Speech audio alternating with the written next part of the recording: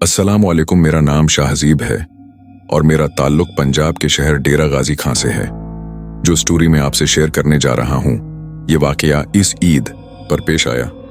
तो खैर, वक्त ज़ाये किए बगैर स्टोरी शुरू करते हैं, लेकिन उससे पहले मैं आपको कुछ बताना चाहता हूँ।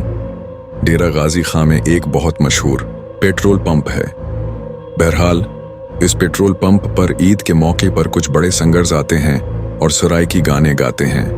इस वजह से ईद के दिनों में यहाँ बहुत ज़्यादा रश होता है। खैर, हम भी वहाँ गए हुए थे और काफ़ी एंजॉय कर रहे थे।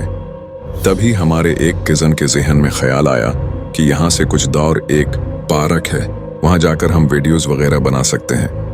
लेकिन मसला ये था कि वो पार्क हमसे आधे घंटे की ड्राइव पर था।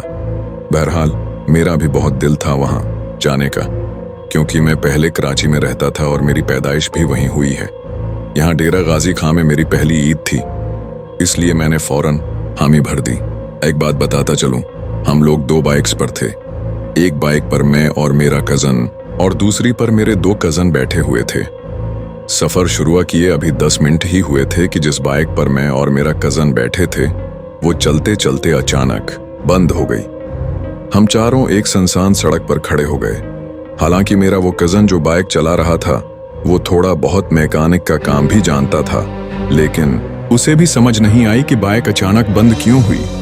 अब हम सोच ही रहे थे कि क्या करें कि इतने में एक कज़न बोला कि घर पर कॉल कर लेते हैं।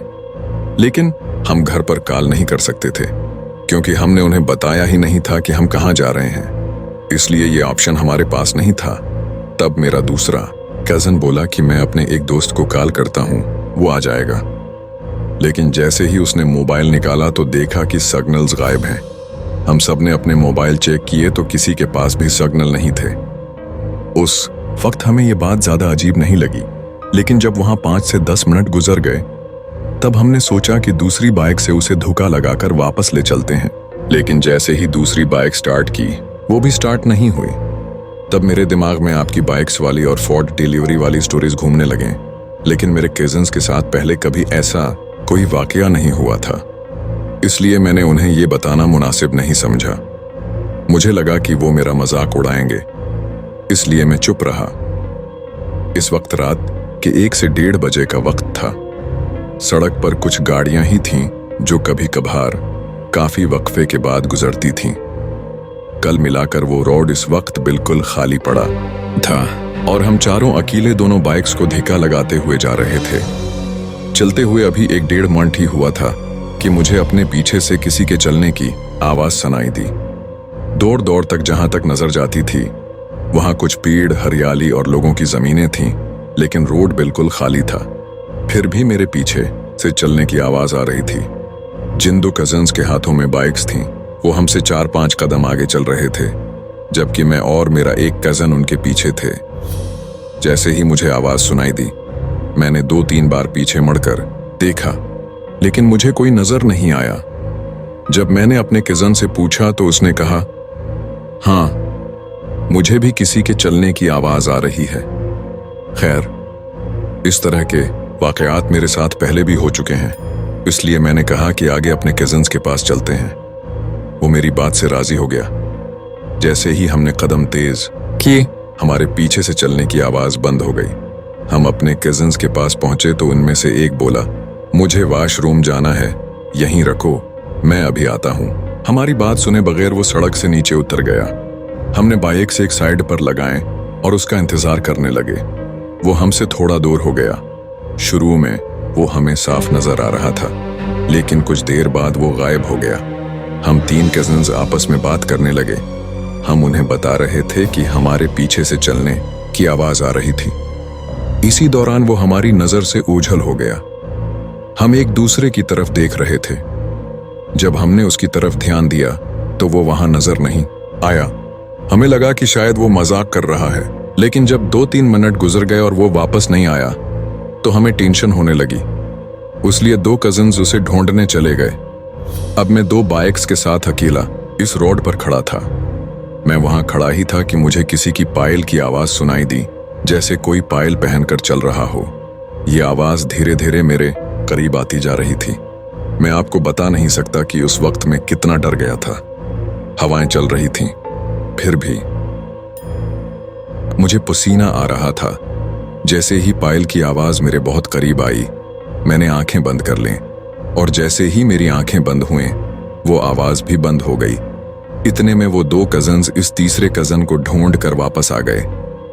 कुछ वजूहात की बना पर मैं यहां उनके नाम नहीं बता सकता।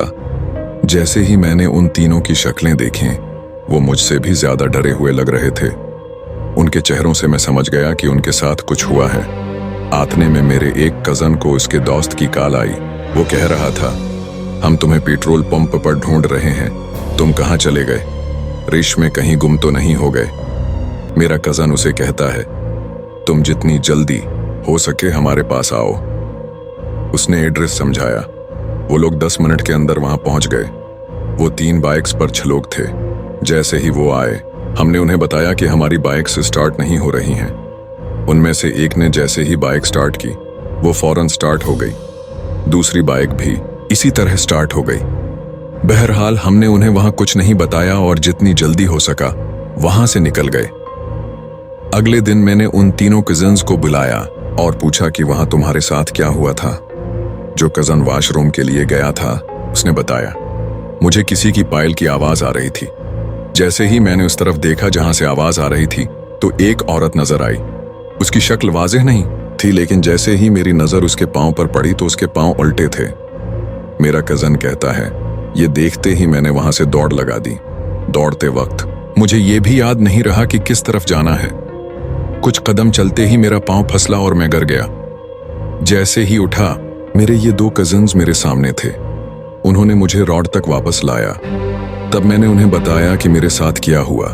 ये सुनकर वो दोनों और भी डर गए। खैर, ये एक छोटी सी स्टोरी थी जो मुझे लगा कि आपके सुनने वालों को पसंद आएगी।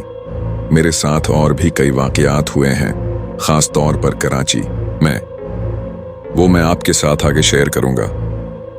उम्मीद करता हूं कि आप ये वाकया अपने सुनने वालों को जरूर सुनाएंगे। तो बहुत शुक्रिया कि आपने अपनी स्टोरी हमसे शेयर की। अब बढ़ते हैं एक और स्टोरी की तरफ। अल्लाह हाफिज।